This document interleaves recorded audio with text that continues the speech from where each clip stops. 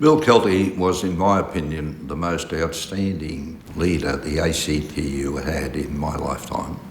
He really is the father of the modern trade union movement. He always had big dreams for the union movement, big dreams for the Labor government in power. I think Bill was one of the first people that recognised what was actually happening in the 1980s and 1990s and realised that the union movement needed to change to address that. He was absolutely about devoting his very considerable talents in a practical way to improving the conditions of his constituents and the quality of Australia. When Bob Hawke was looking for a research officer, just been elected ACTU president, both of us applied, neither got an interview. But we ended up running the show. He was brought up by his mum and in relatively poor circumstances, like a lot of people in the Labor movement. And he never forgot. So he was very instrumental in shaping the 8 accords that were in place during the Hawke-Keating era. He gave us the strength, the support, which enabled us to make those fundamental changes, and so that all Australians owe a debt of gratitude to Bill Kelty. The Accord was one great achievement, restructuring the trade union movement, minimum wage, which in Australia is $15.50 last time I checked. In America it's $7.50. That indicates the significance of that achievement. He was very perceptive about the need to get rid of the large number of small unions, to have industry-based unions. And it wasn't just national superannuation we established, it was the Medicare system. Both of them were trade-offs against wages. He saw the importance and relevance of women in the union movement. The Organising Works program brought in new layers of young people who are to be the future leaders. I'm sure that his presence certainly made the rest of us think twice before we started fighting each other. You'd always want him in the trenches with you. The key thing about Bill's leadership style is hugely persuasive in a meeting. He always has a great argument, and he has the ability to carry a great argument.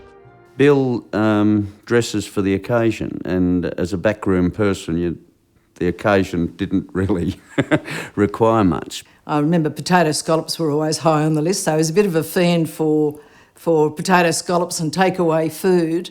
Anyone who puts down in Who's Who recreation watching football, he got to be a bit of a nutter, doesn't he?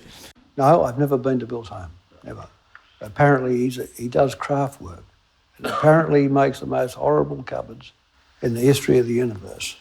Well, I thought he never owned a comb, to be truthful. He loved Anna and Michael. They were the apple of his eye, lovely kids. And Sue, of course, had also been involved in the union movement, so she knew the kind of stresses and pressures of being a leader in the movement. Bill Kelty's priorities was his family first, the union movement second, the broad working class third, and the Labor Party fourth. If Bill has one fault, it is he is too self-effacing. Of course, he could have had any federal seat in Parliament he really wanted and would have excelled at any job ever given to him. But I think the self-effacement was the quality that stopped him taking that on.